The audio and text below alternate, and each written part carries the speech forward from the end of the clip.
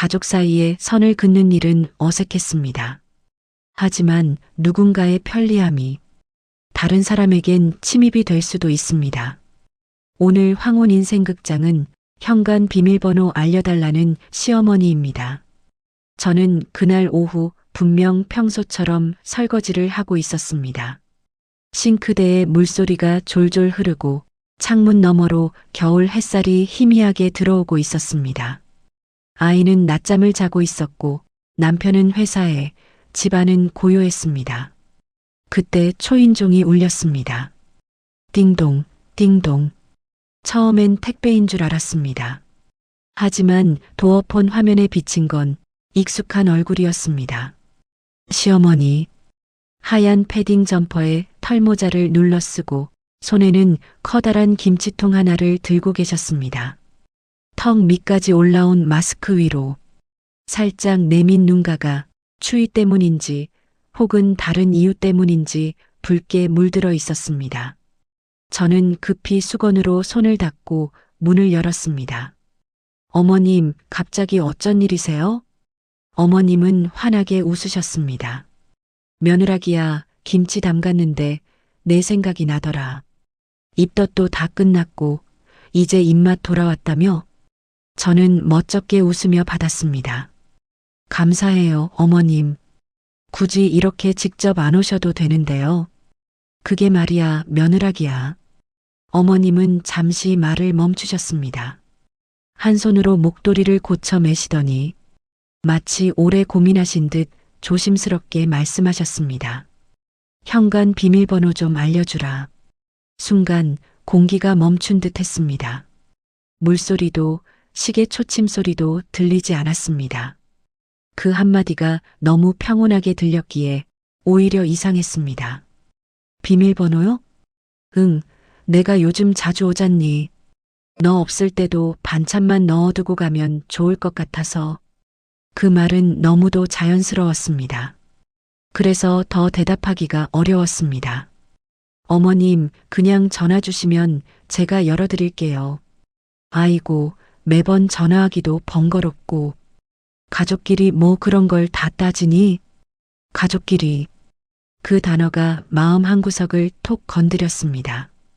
가족끼리 그 말 안에는 어디까지가 배려고 어디부터가 침입일까? 저는 억지로 웃으며 김치통을 받았습니다. 감사해요, 어머님. 저희 저녁에 맛있게 먹을게요. 그래, 그럼 나간다. 어머님은 천천히 돌아서셨습니다. 나가시는 발소리가 유난히 크게 들렸습니다. 문을 닫고 나서도 그 발소리가 내 귀 안에서 계속 울렸습니다. 비밀번호 그게 뭐라고 이렇게 마음이 복잡할까? 저는 한참 동안 도어락 위에 손을 올린 채 멍하니 서 있었습니다. 저녁이 되자 남편이 퇴근했습니다. 오늘 어머니 다녀가셨다. 응? 또? 김치 주고 가셨어. 참 부지런하시네. 남편은 웃으며 식탁에 앉았습니다. 엄마가 널 참 좋아하시나 봐. 요즘 친구들 앞에서 내 자랑을 그렇게 하신대. 저는 고개를 끄덕였습니다.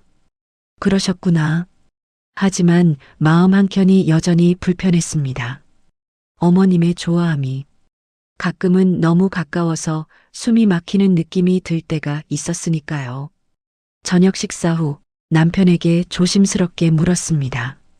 오빠, 어머님이 오늘 비밀번호 알려달라 하셨어. 남편은 숟가락을 들던 손을 멈췄다가 이내 웃었습니다. 그게 뭐 어때서? 그냥 우리 집이잖아. 엄마가 그런 의도로 그러신 건 아닐 거야. 그냥 반찬 넣고 가시려는 거겠지. 그래도 좀 그렇지 않아? 너무 예민하게 굴지 마. 가족끼린 편해야지. 그 말, 가족끼린 편해야지. 어머님이 하신 말과 똑같았습니다. 나는 아무 말도 하지 못했습니다. 왜 이렇게 편하게라는 말이 불편하게 들릴까? 밤이 되자 거실은 조용해졌습니다. 아이의 숨소리, 냉장고의 낮은 진동, 그리고 도어락 불빛만이 깜빡이고 있었습니다. 그 불빛을 보며 생각했습니다.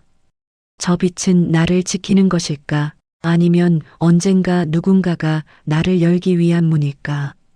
다음 날 아침 문 앞에 작은 종이봉투가 놓여 있었습니다. 안에는 귤 몇 개와 짧은 쪽지가 들어 있었습니다. 며느라기야, 오늘은 내 생각나서 귤 좀 사왔다. 너 없을까봐 문 앞에 두고 간다. 짧은 글씨가 이상하게 따뜻하면서도 조금 무거웠습니다. 그날 하루 일하며 계속 그 쪽지가 떠올랐습니다. 문 앞에만 남겨두셨다. 혹시 그게 나를 배려하신 걸까? 아니면 문 안으로 들어오고 싶은 마음의 표현이었을까? 그날 밤 저는 남편에게 다시 말했습니다. 오빠, 어머님이 오늘도 오셨더라.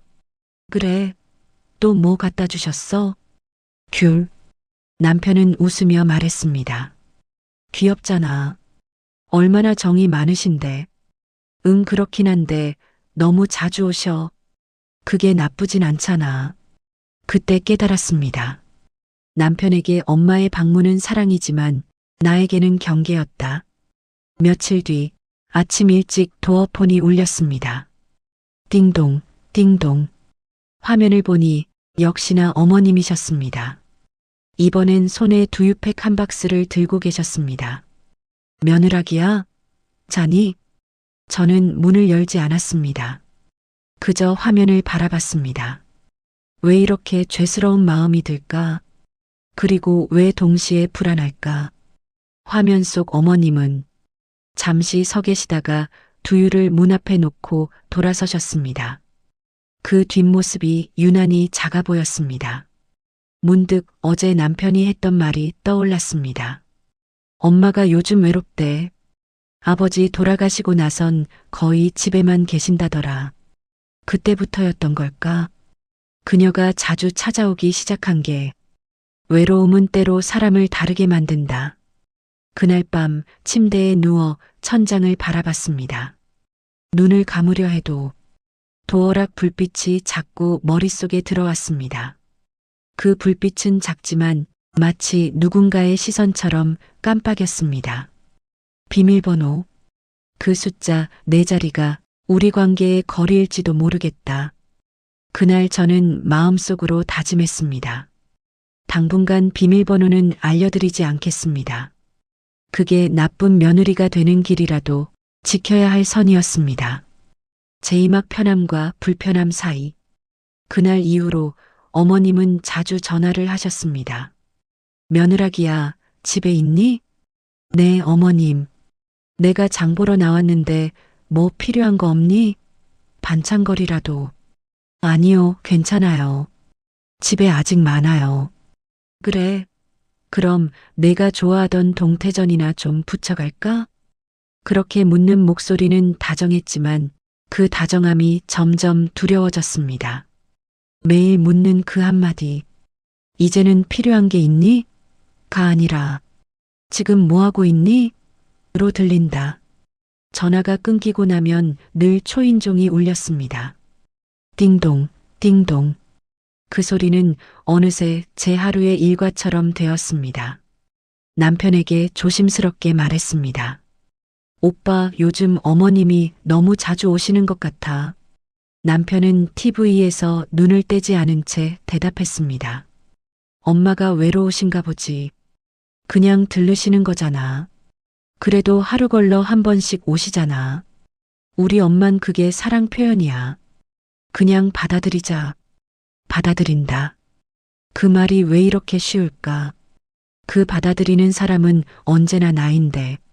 남편은 리모컨으로 채널을 돌리며 웃었습니다. 괜히 예민하게 굴지 마. 엄마가 널 얼마나 좋아하는데. 저는 억지로 고개를 끄덕였습니다. 응, 알겠어. 하지만 속으로 생각했습니다. 정말 좋아하시는 걸까? 아니면 그냥 확인하고 싶은 마음일까? 며칠 후 저는 청소기를 돌리다 초인종 소리에 멈춰섰습니다. 또 오셨네. 문을 열자 역시 어머님이 계셨습니다. 이번엔 커다란 김밥통을 들고 계셨습니다.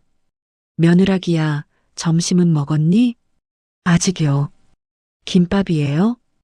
응, 내가 지난번에 싸줬던 거 맛있다고 해서 이번엔 내가 해봤다. 김밥통을 받아들며 웃었습니다. 감사해요, 어머님. 아이고, 근데 내가 들어가서 좀 앉아도 되겠니? 버스 타고 왔더니 허리가 아프다.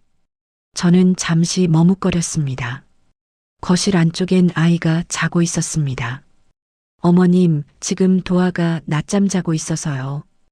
혹시 깨면 놀라니까 오늘은 이따 저녁에 제가 갈게요. 그래. 그럼 다음엔 내가 도아 깨우지 않게 조심할게. 조심할게. 그 말이 약속이 아니라 예고처럼 들렸다. 그날 밤 저는 도어락의 잠금음을 들으며 누웠습니다. 빅 마이너스 철컥. 그 단단한 소리가 오히려 안심이 됐습니다. 이 문이 있어 다행이다. 아니면 나는 어디까지 열리게 될까? 다음 날 오후 빨래를 개고 있는데 도어폰이 울렸습니다. 화면 속 어머님이 손을 흔들고 계셨습니다. 며느라기야, 집에 있니? 저는 대답하지 않았습니다. 그저 화면을 바라봤습니다. 어머님은 잠시 서 계시더니 뭔가를 문 앞에 내려두고 돌아가셨습니다. 도어폰 화면에 잠깐 비친 봉투 하나. 저녁에 문을 열어보니 그 안엔 생강차 2병과 메모지가 있었습니다.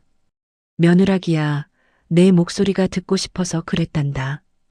그 한 줄을 보고 한참을 서 있었습니다. 가슴이 먹먹했습니다. 그리움과 간섭은 이렇게 한 줄 차이일까? 그날 저녁 남편에게 말했습니다.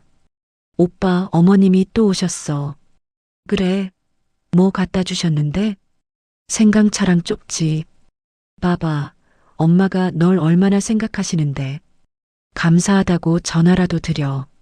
근데 왜? 요즘은 초인종 소리만 들어도 깜짝 놀라. 내가 이상한 걸까? 그냥 스트레스 때문이겠지. 스트레스. 남편은 그 단어로 모든 걸 정리해버렸다. 나의 불안도, 어머님의 외로움도. 다음 날 저는 문 앞에 작은 종이 쪽지를 붙였습니다. 어머님 오시기 전에 꼭 전화 주세요. 그 문장 끝에 웃는 얼굴이 이상하게 슬퍼 보였습니다. 그 웃음 뒤엔 부탁이 아니라 간절함이 숨어 있었다. 하지만 다음 날 아침 그 쪽지는 찢겨져 있었습니다. 테이프가 뜯겨 있고 그 자리엔 새로운 쪽지가 붙어 있었습니다.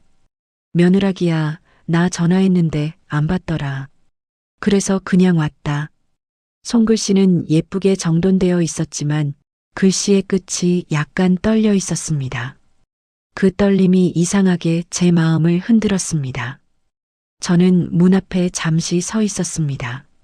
문 손잡이에 손을 올렸다 내렸다 반복하면서 속으로 중얼거렸습니다. 어머님, 왜 이리 자주 오세요? 혹시 정말 외로우신 걸까요? 아니면 그냥 내 일상이 궁금하신 걸까요? 그날 밤 저는 도어락 비밀번호를 바꿨습니다. 기존 번호 415 대신 새로운 4자리 1001. 제 생일이었습니다. 이건 내 공간, 내 삶의 리듬을 지키기 위한 방패다. 버튼을 누를 때마다 작은 소리가 났습니다. 삑, 삑, 삑, 삑. 그 4번의 소리가 유난히 날카롭게 들렸습니다. 그리고 바로 다음 날 어머님이 전화를 하셨습니다. 며느라기야, 문이 안 열리더라. 비밀번호 바꿨니? 아, 네, 그게 보안 때문에. 보안이라니, 나 도둑 취급하는 거냐? 그런 뜻 아니에요, 어머님.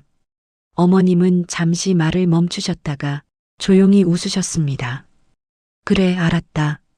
이제 나도 초인종 누르기 싫다. 그 말이 너무 조용해서 더 무섭게 들렸습니다. 이제 진짜 선을 그어버린 걸까? 그날 이후 초인종은 멈췄습니다. 복도는 고요했고 문 앞엔 아무것도 없었습니다. 귤도 김밥도 쪽지도. 그 고요함이 처음엔 좋았습니다. 그런데 며칠이 지나자 낯설 만큼 쓸쓸했습니다. 사람은 참 이상하다. 찾아오면 부담스럽고 안 오면 허전하다. 며칠 후 퇴근한 남편이 말했습니다. 엄마가 병원 다녀오셨대. 병원이요? 몸살이라네.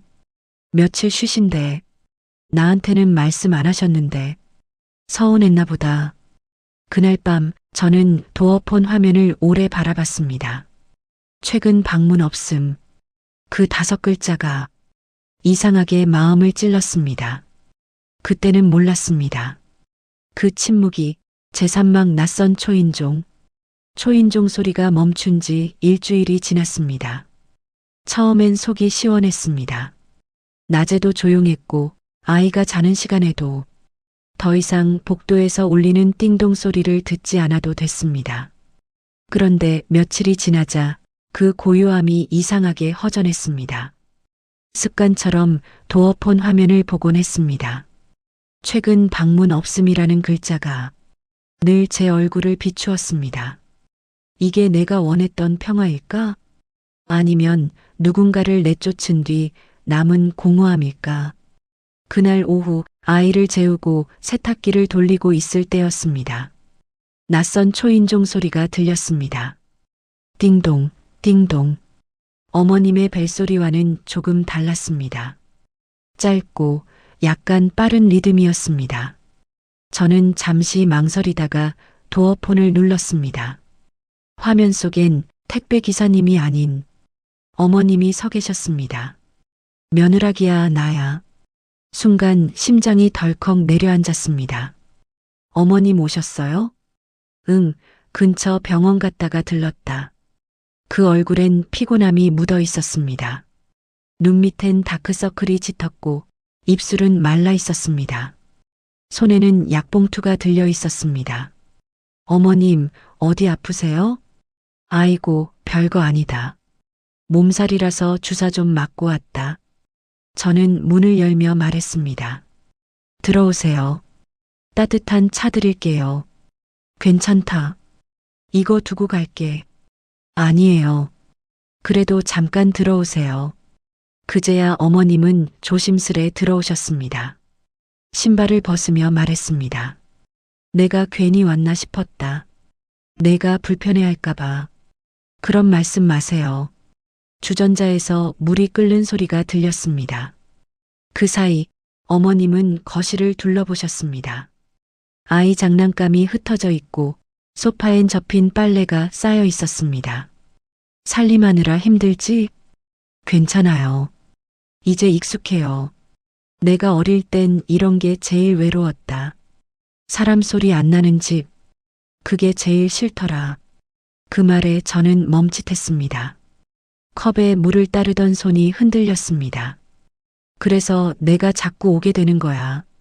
내가 문 열면 내가 반갑게 맞아주니까. 정말 그랬을까? 나는 반갑게 맞아들인 적이 있었을까? 잠시 침묵이 흘렀습니다. 주전자에서 하얀 김이 피어올랐습니다. 그 김이 거실을 천천히 채웠습니다. 마치 말하지 못한 마음들이 그 안에서 흩어지는 듯 했습니다. 어머님은 차를 한 모금 마시고 작게 웃으셨습니다. 며느라기야, 나 서운한 거 하나만 말해도 되겠니? 네. 그날 있잖아. 내가 문 안 열려서 깜짝 놀랐을 때 그게 내겐 참 슬펐단다. 어머님, 그게 괜찮다. 내가 너무 자주 왔지. 그래도 그때 느꼈다. 아, 나 이제 이 집 사람이 아니구나 하고 그 말을 듣는 순간 가슴이 쿵 내려앉았습니다.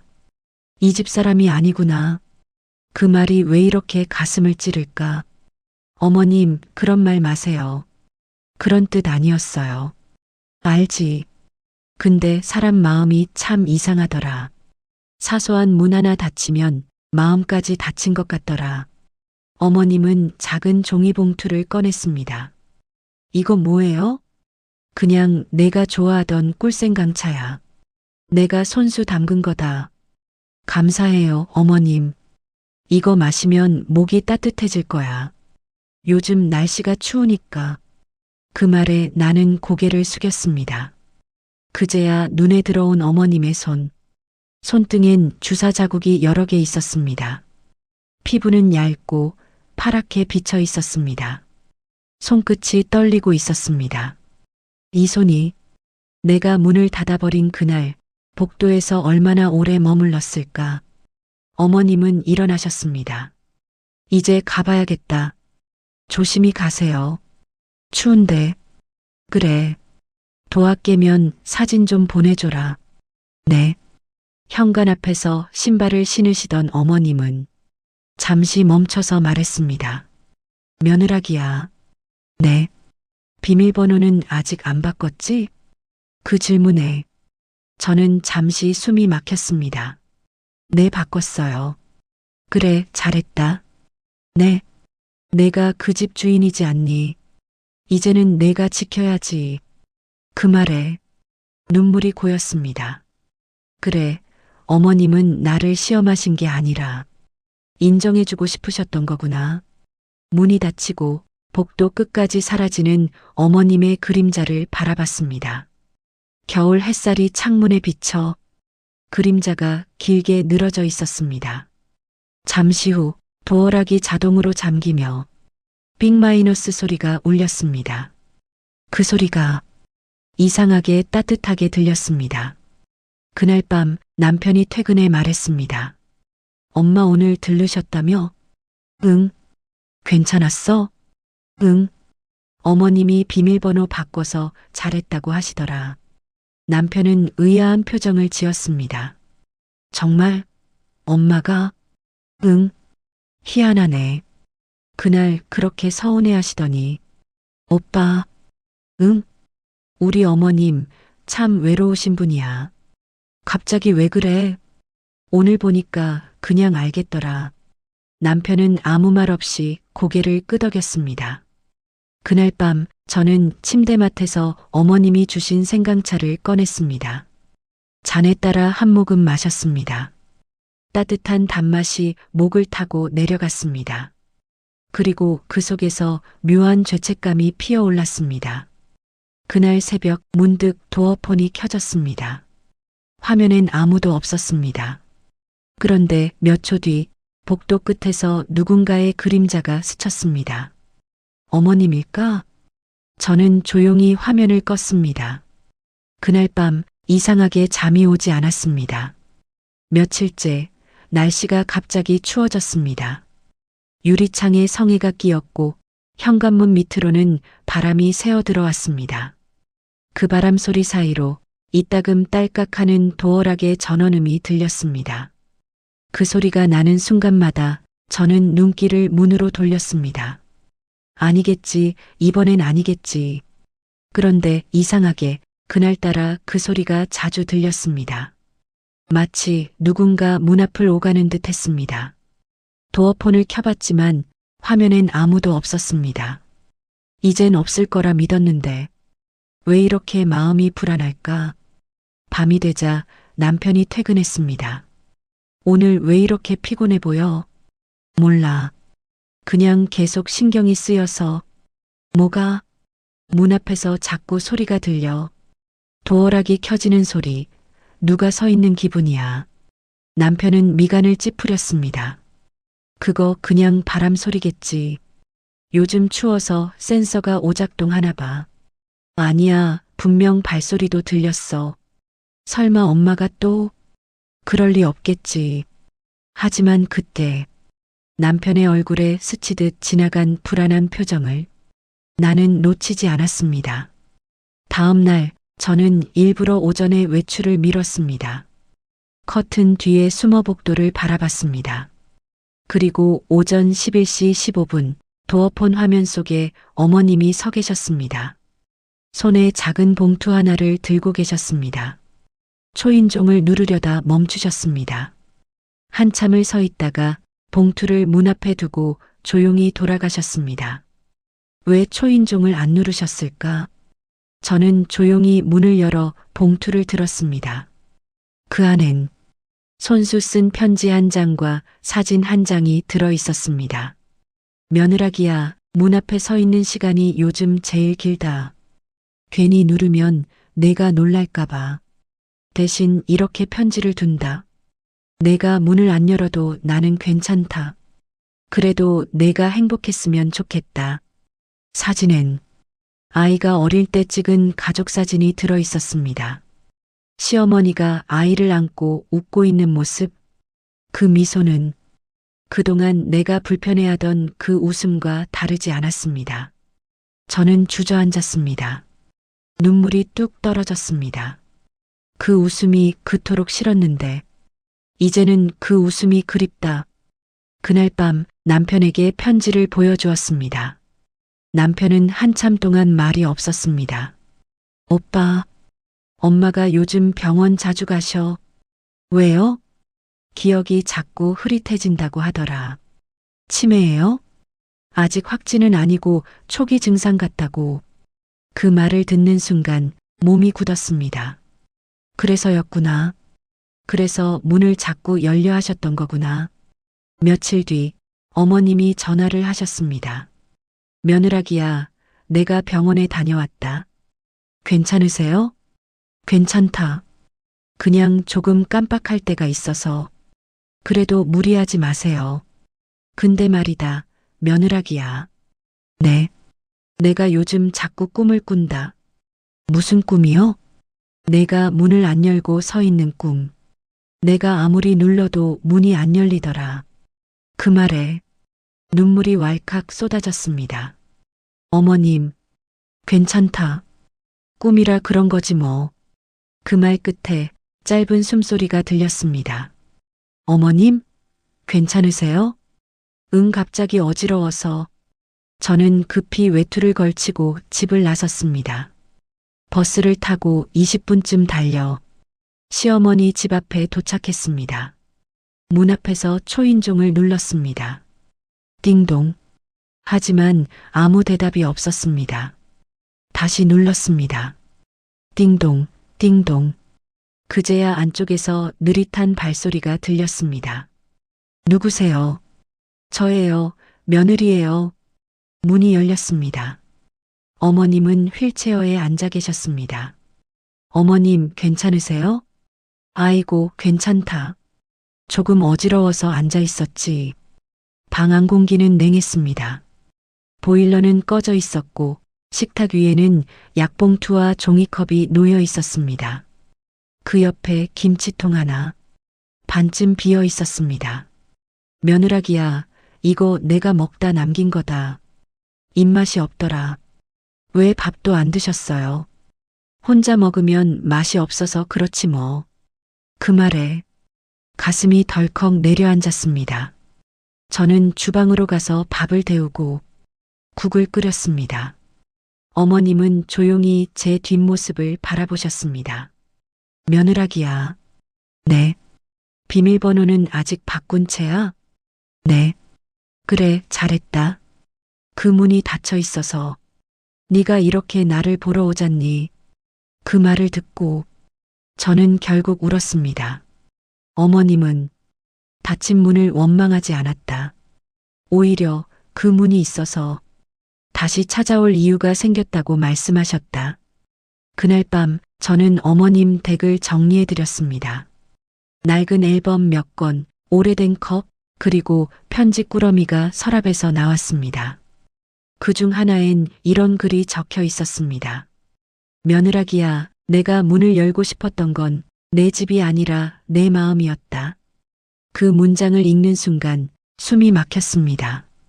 그동안 지켜온 불편한 선이 한순간에 무너지는 기분이었습니다.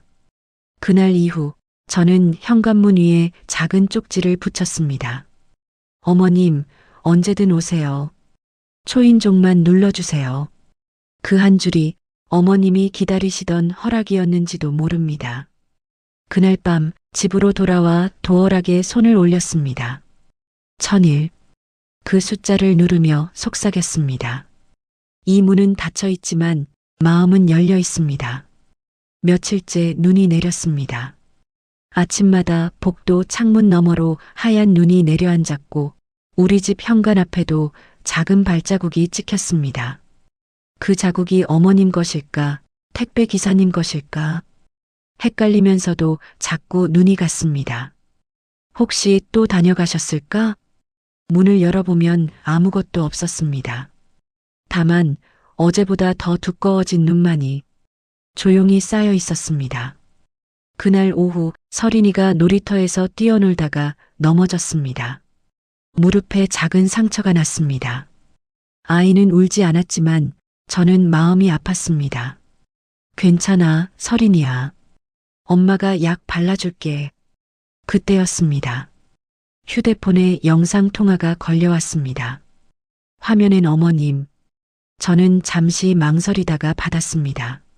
며느라기야, 서린이 괜찮니? 어머님, 어떻게 하셨어요? 오늘 뉴스 보니까 눈길 미끄러져서 다친 애 많다 하더라.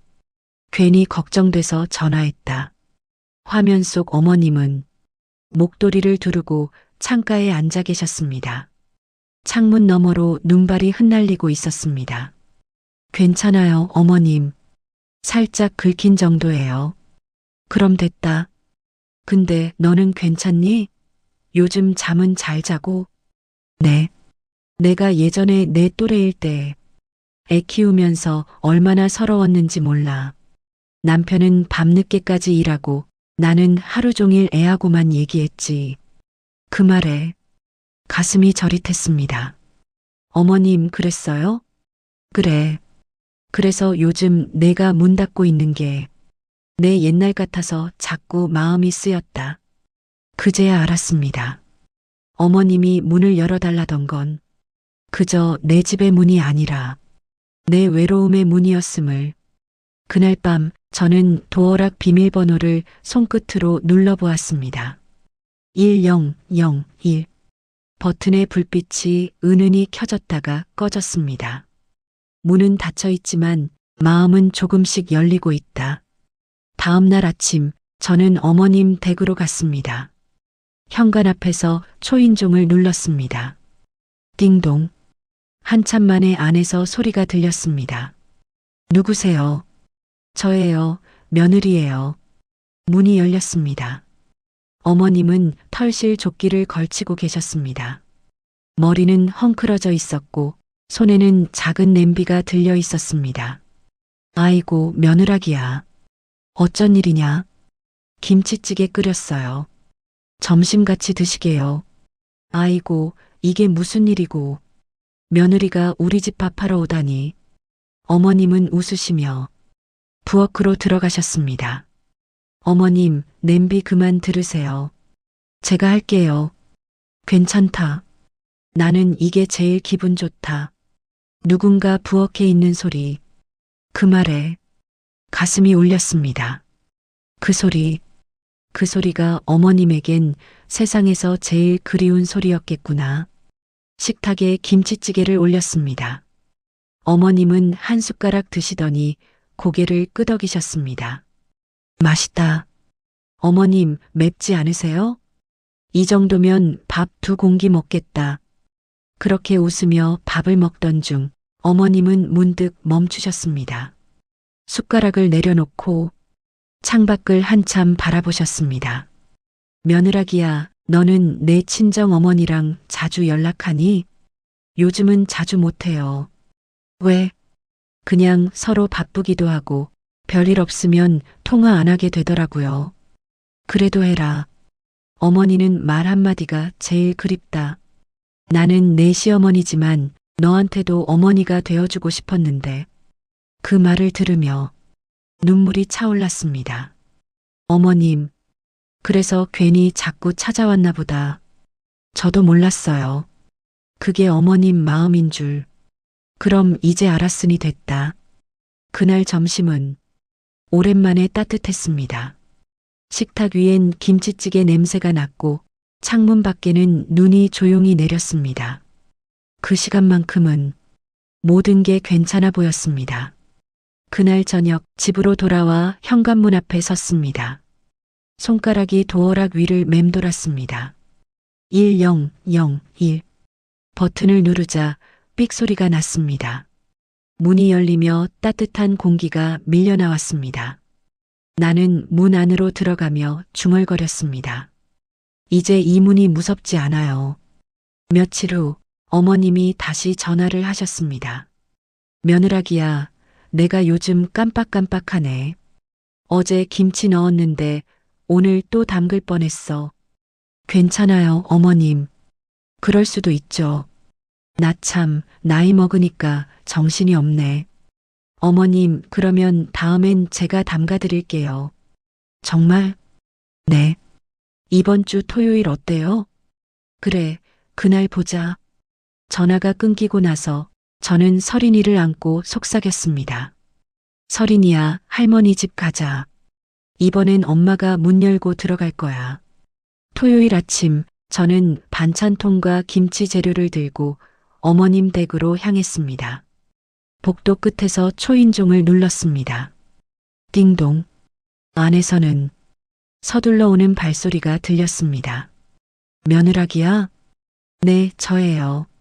문이 열리자 따뜻한 바람이 흘러나왔습니다. 어서 와라. 이젠 내가 초인종 소리만 들어도 반갑다. 저도요, 어머님. 그날 우리는 함께 김치를 담갔습니다. 양념 냄새, 고춧가루, 마늘, 젓갈. 그 냄새가 부엌 가득 퍼졌습니다. 며느라기야, 김치 담그는 법도 다 배우면 이제 진짜 내 딸이다. 딸이라니요. 그래, 나는 이제 너를 딸처럼 생각한다. 그 말을 듣는 순간 눈물이 고였습니다. 그날 저녁 집에 돌아와 문 앞에서 멈췄습니다. 이젠 도어락 불빛이 무섭지 않았습니다. 삑, 삑, 삑, 삑. 문이 열리며 저는 미소 지었습니다. 이제 나는 문을 닫는 대신 마음을 여는 법을 배웠습니다.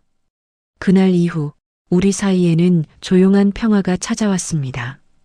어머님은 초인종을 누르기 전 꼭 전화를 주셨고 저는 그 전화가 반가워졌습니다. 며느라기야, 나 지금 간다. 네, 어머님. 서린이 자고 있으니까 조심히 오세요. 그래. 조용히 문 두드릴게. 그 목소리에는 예전의 다급함이 아닌 조심스러운 온기가 담겨 있었습니다. 이젠 초인종이 울려도 가슴이 두근거리지 않았습니다. 이제는 무섭지 않다. 그 소리엔 사랑이 담겼으니까.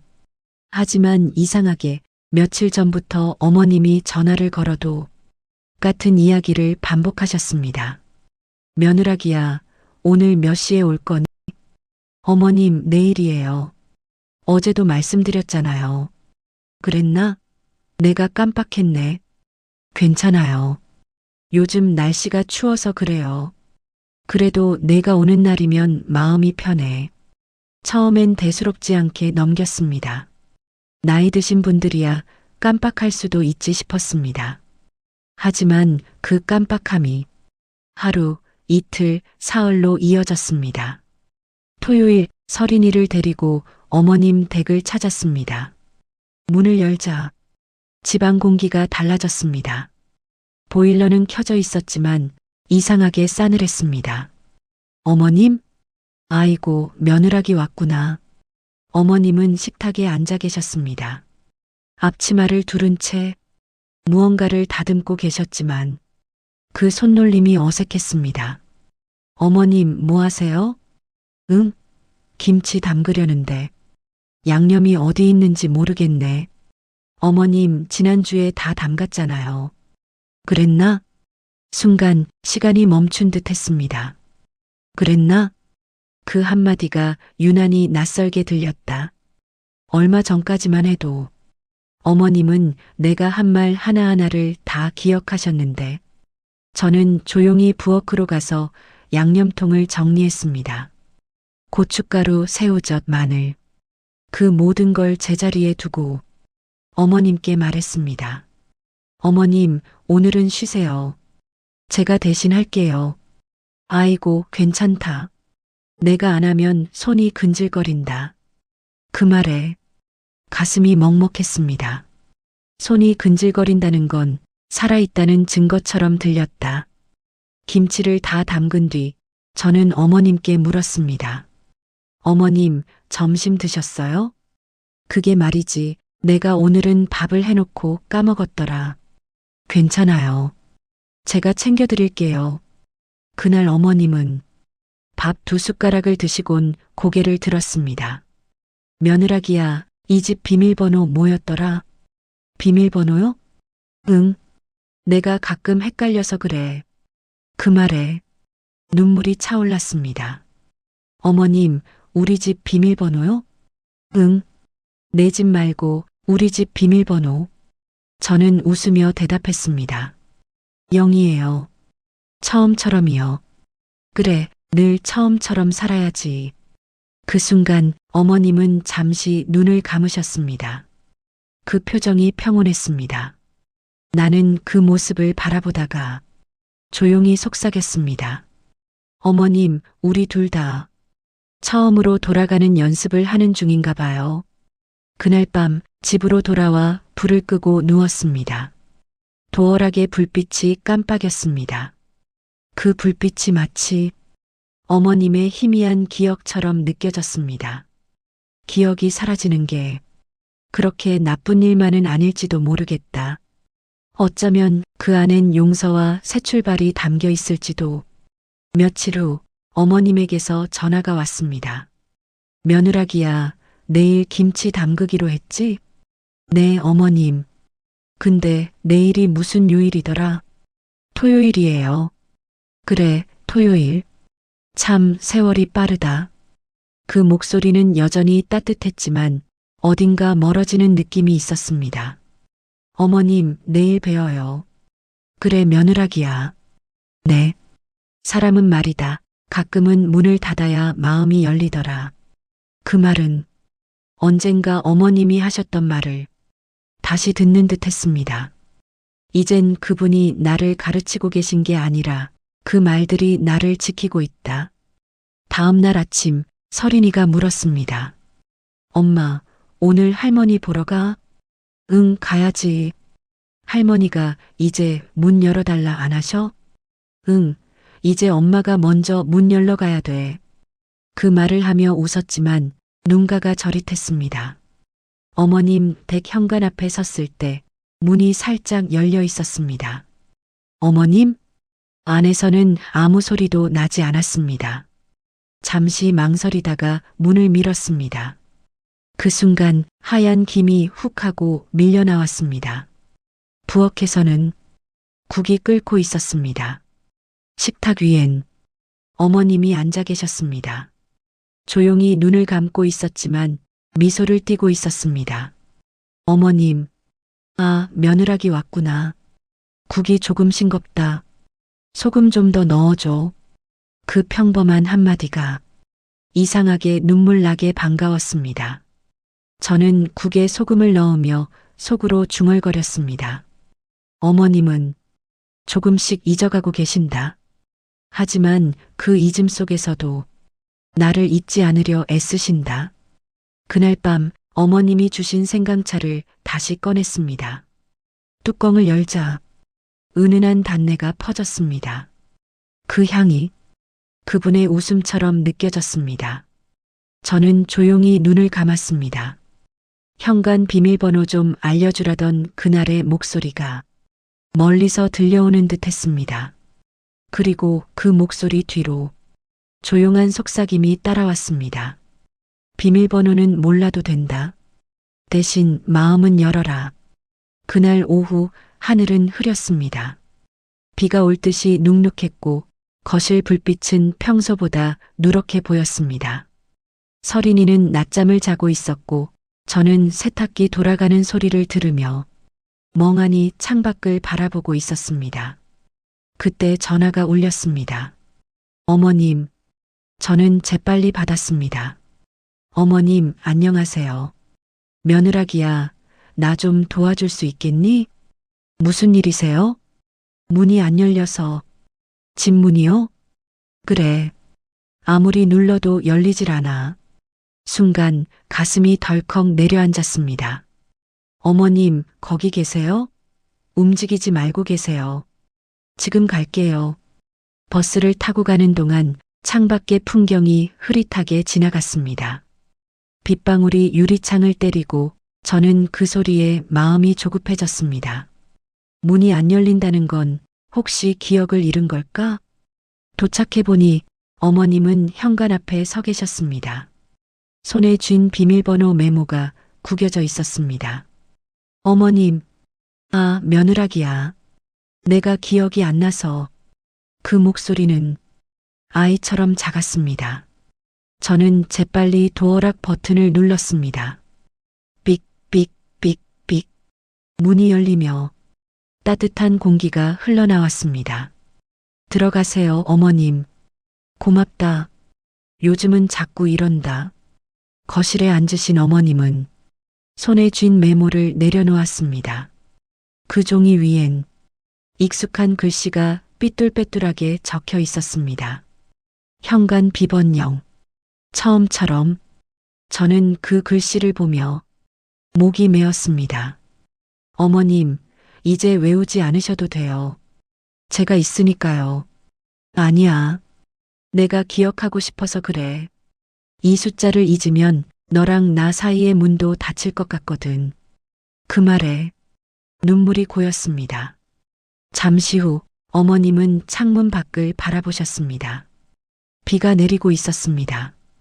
그 빗방울이 유리창에 부딪힐 때마다 어머님은 작은 소리로 중얼거리셨습니다. 며느라기야, 빗소리가 참 좋다. 그러게요. 비가 내리면 마음이 깨끗해지는 것 같아. 근데 이상하지? 난 비 오는 날이 좋아지면 꼭 누군가를 잃더라.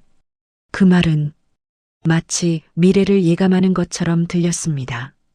그날 저녁 저는 어머님을 재우고 나서 혼자 거실을 정리했습니다. 소파 밑에 떨어진 작은 수첩 하나가 눈에 띄었습니다. 표지가 다른 작은 노트.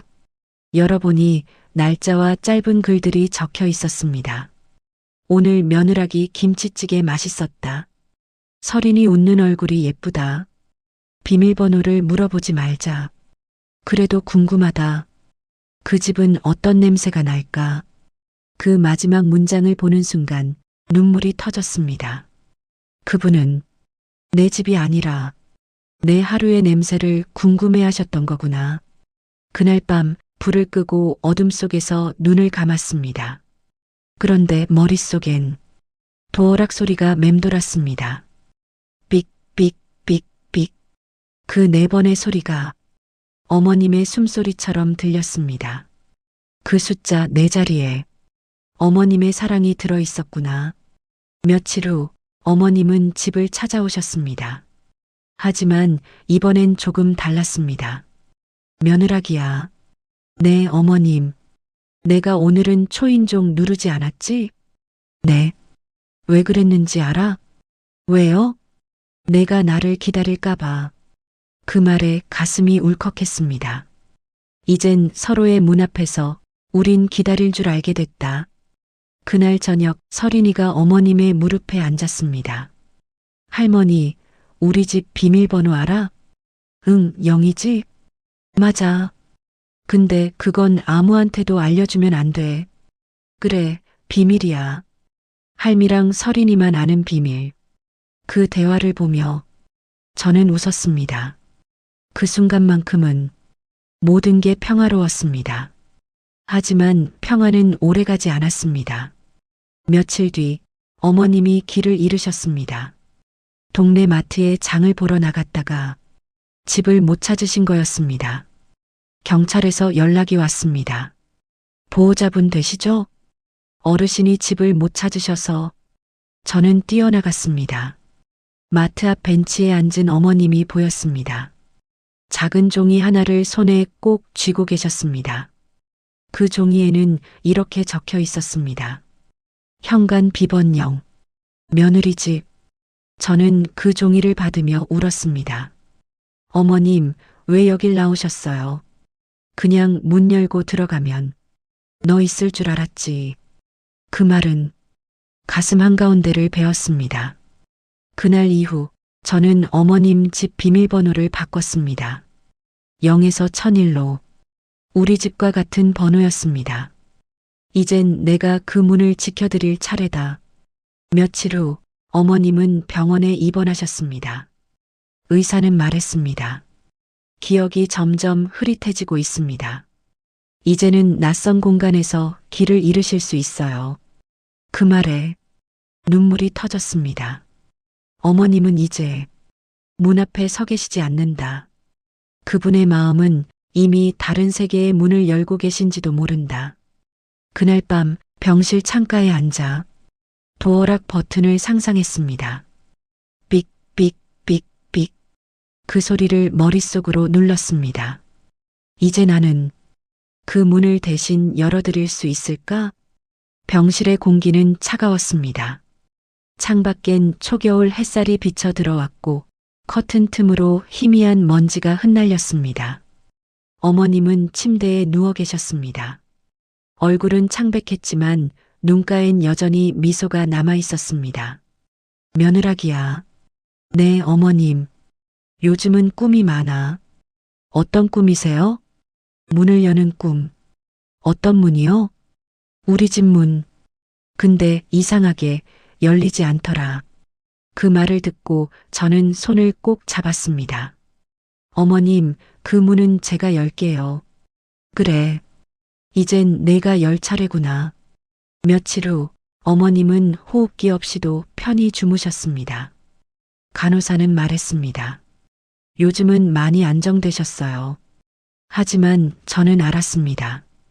그건 회복이 아니라 정리의 평화라는 걸. 어머님은 눈을 감은 채 조용히 말씀하셨습니다. 며느라기야, 내가 혹시라도 내가 누군지 잊어도 너는 문만 닫지 마라. 그 한마디가 가슴을 파고들었습니다. 어느 날 병원에서 전화가 왔습니다. 보호자분, 잠깐 오실 수 있을까요?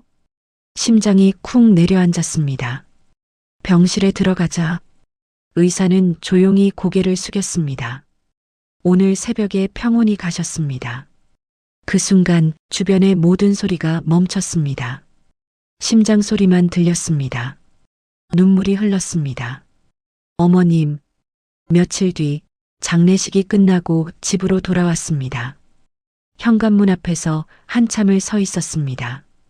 도어락 위에 손을 올렸습니다. 1001 버튼이 눌릴 때마다 눈물이 뚝뚝 떨어졌습니다.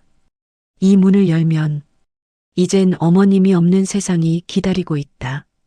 문이 열리며 따뜻한 공기가 흘러나왔습니다. 그 공기 속에서 어머님의 향기가 나는 듯 했습니다. 며칠이 지났습니다. 남편이 정리하던 상자에서 작은 봉투 하나가 나왔습니다. 이게 뭐야? 엄마 방 서랍 속에 있더라. 봉투에는 내 이름이 적혀 있었습니다. 며느라기에게. 손끝이 떨렸습니다. 조심스럽게 뜯어 편지를 꺼냈습니다. 며느라기야. 내가 처음 내게 인사하던 날이 아직도 생생하다. 조심스레 고개 숙이던 내 모습이 참 예뻤다. 나는 처음부터 내 문을 두드리고 싶었다. 하지만 그 문은 생각보다 단단했단다. 그래서 자꾸 비밀번호를 묻고 싶었지. 비밀번호는 숫자가 아니라 내 마음이었단다. 그 마음이 닫혀 있을 땐 아무리 눌러도 문이 안 열렸지. 그런데 어느 날 내가 웃으며 문을 열어줬다. 그때 나는 알았다. 아, 이제 나는 이 집의 사람이구나. 그 문장을 읽으며 눈물이 멈추지 않았습니다. 어머님은 처음부터 이 문을 열고 들어오시려던 게 아니라 내 마음을 열고 싶으셨던 거였다. 편지의 마지막 문장엔 짧게 이렇게 쓰여 있었습니다. 비밀번호는 몰라도 돼. 내가 내 문을 열었으니까. 사랑한다, 우리 딸.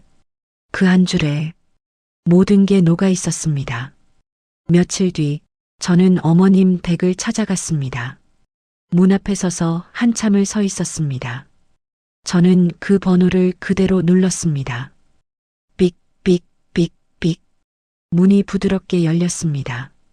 문 안에는 어머님이 남겨둔 흔적들이 고요히 있었습니다. 식탁 위에 작은 사진 하나가 놓여 있었습니다. 나와 서린이 그리고 어머님. 그 사진 뒤엔 짧은 메모가 붙어 있었습니다. 언제든 들어와라. 이 집은 내 집이다. 저는 그 자리에 주저앉아 조용히 울었습니다. 이제야 알겠습니다, 어머님. 비밀번호는 숫자가 아니라 사랑의 약속이었습니다. 그날 밤 집으로 돌아와 문 앞에 섰습니다. 도어락 불빛이 반짝였습니다. 손가락으로 천일을 눌렀습니다. 문이 열리며 따뜻한 공기가 스며들었습니다. 저는 문틈을 바라보며 속삭였습니다. 어머님, 이제 제 마음의 문은 영원히 열려 있습니다. 시간이 흘러 봄이 왔습니다. 서린이가 유치원에서 돌아오며 말했습니다. 엄마, 할머니는 어디 갔어? 할머니는 하늘에 계시단다. 근데 왜 우리 집 문에 자꾸 불이 반짝여? 그건 할머니가 다녀가셨다는 신호야. 그날 밤 현관 도어락이 삑하고 빛났습니다. 그 빛이 유난히 따뜻했습니다. 저는 속삭였습니다. 어서 오세요, 어머님. 문은 닫혀도 마음은 열려 있을 수 있습니다. 그리고 어떤 문은 비밀번호를 몰라도 열릴 수 있습니다. 그것이 사랑의 방식이니까요. 오늘의 이야기 어떠셨나요?